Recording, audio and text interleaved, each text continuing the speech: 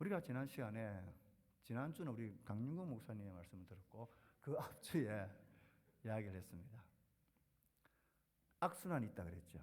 무슨 악순환이었습니까? 한번 띄워주십시오. 이런 악순환이 있습니다. 자, 첫 번째 PPT입니다. 시작. 존경이 없으면 그는 사랑 없이 반응한다. 사랑과 존경이 키워드입니다. 우리는 이 똑같은 사건을 해석하는 렌즈가 달라요. 마치 사람들이 남편과 아내 하는 말에는 이 암호가 담겨져 있는 그런 의미예요. 그것을 잘 해석하고 풀어야 되는 거예요. 우리 서지훈 사님 하시는 말씀을 듣고 제가 뒤에서 가슴이 끔찍했어요.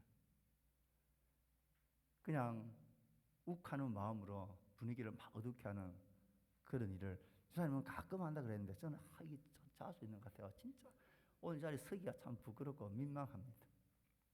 그러나 하나님의 말씀 앞에 우리가 겸비하게 한번 서볼 때에 사랑과 존경은 이게 악순환이 되어지면 계속해서 힘들어지고 갈등과 고통이 생기게 되어집니다. 남편과 아내는 서로가 보내는 메시지가 조금 달라요.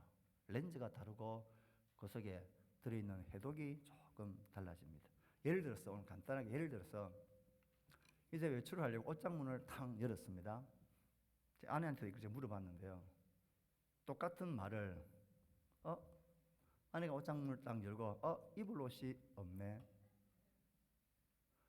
입을 만한 게 없네. 자, 아내 여러분, 이건 무슨 의미입니까? 새 옷이 없다는 말. 새 옷이 없다. 그래서 옷을 하나 사야 되겠다. 옷을 사달라는 의미입니다. 자, 남자가 옷장을 딱 열고 딱 보니까 입을 만한 게 없네.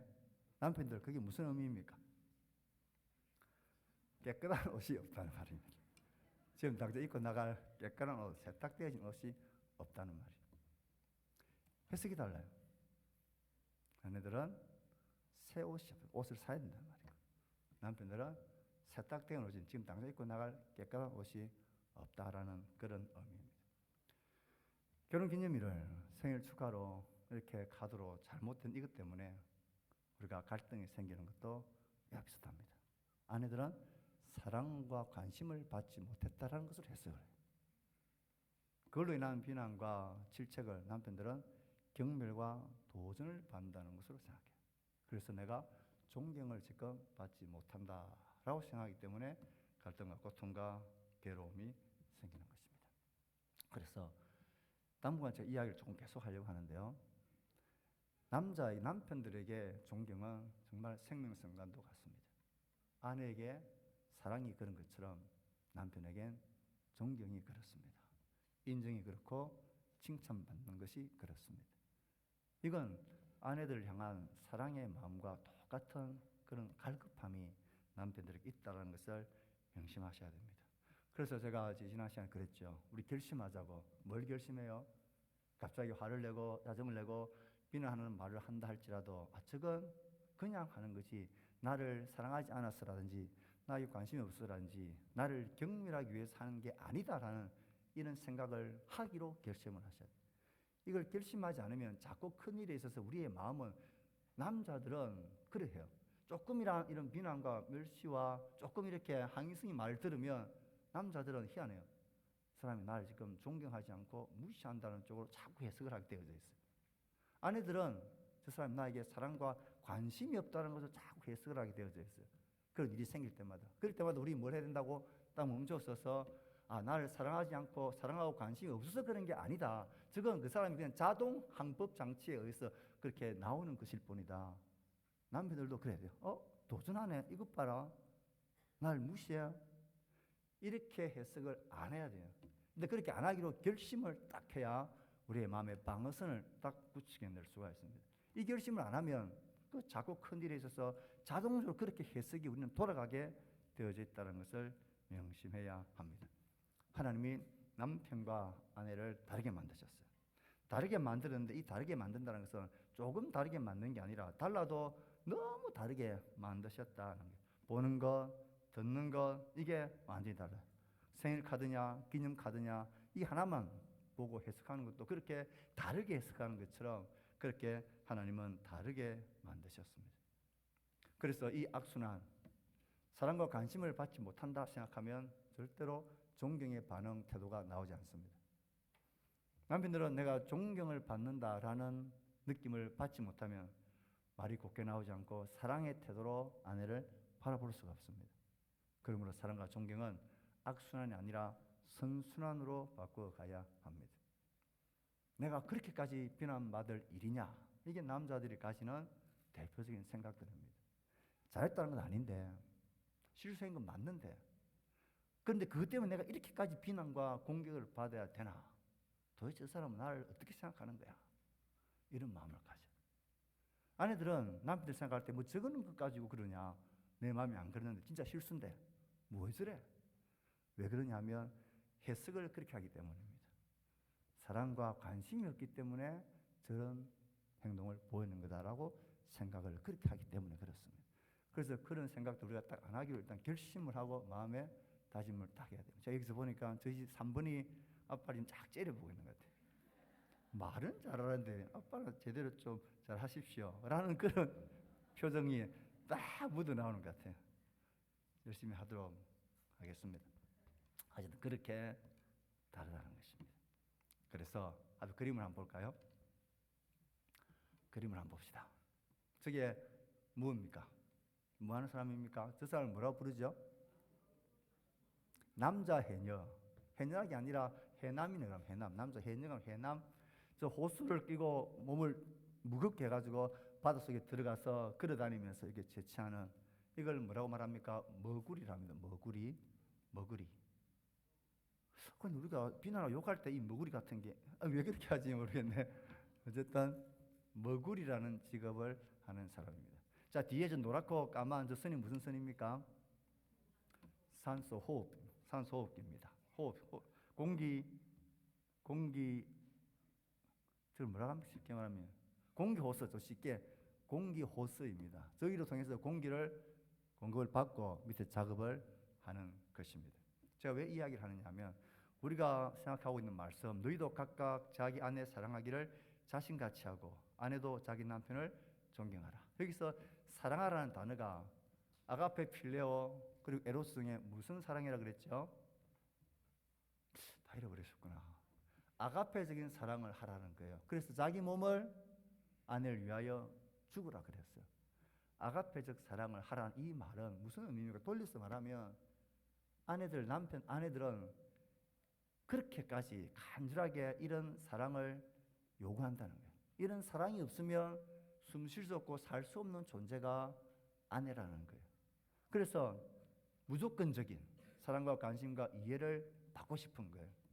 그래서 하나님은 남편들에게 그런 아가페적인 사랑으로 조건과 상황과 상관없이 어떤 상황에서도 사랑해라 그랬어요. 그만큼 절실하게 사랑이 필요한 거예요. 관심이 필요한 거예요. 이와 똑같은 무게를 가져야 됩니다. 각각 자기 남편을 뭐라고요? 존경하라 할 때 이 존경도 그와 같은 것입니다. 남편들은 존경을 절절하게 원합니다. 절박하게 원합니다. 이 존경은 마치 저기에 나가 있는 머구리가 끼고 있는 산소 호수와 같습니다. 우리가 바쁘고 부부 가정생활하고 살다가 우리가 막 열심히 살다가 나도 모르게 아내의 공기 호스를 꽉 밟을 수가 있고 남편의 공기 호스를 꽉 밟는 경우가 있어요. 사랑과 관심이란 이 호스를 통해서 공기가 들어와야 사는데 그게 밟히면 괴로운 것입니다. 그래서 마음에 울분이 생기고 화가 나고 막 그런 것입니다. 그래서 이 공기 호스를 떼지 않으면 아내는 죽는 거예요. 남편도 마찬가지입니다. 아내들의 모든 태도와 말과 행함에 있어서 존경이란 공기 호스를 발로 꽉 밟아버리면 남편들은 숨을 못 쉬어요. 숨을 못 쉬면 어떻게 돼요? 죽죠. 그러므로 아내들은 사랑과 관심이란 이 공급을 받지 못하면 살 수 없는 존재들입니다. 그와 똑같이 남편들은 존경과 인정이란 이 공기 호스가 막히면 죽는 자들입니다.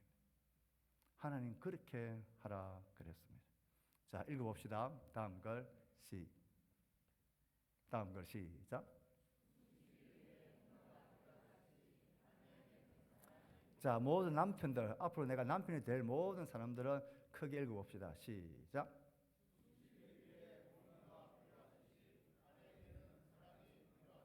있어도 되고 없어도 되는 게 아니에요. 이건 숨 쉬는 것과도 같은 거예요.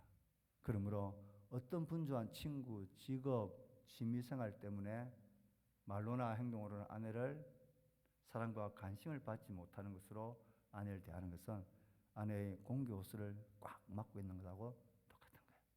그 다음 읽어봅시다. 시작. 숨쉬기 위해 공개가 필요하듯이 남편에게는 존경이 필요하다. 우리 아내가 되고 엄마가 되실 분들 읽어봅시다. 시작.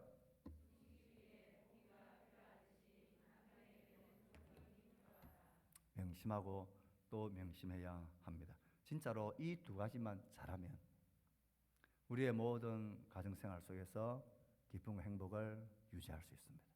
이 공교호수가 밟혀버리면 절대로 안 됩니다.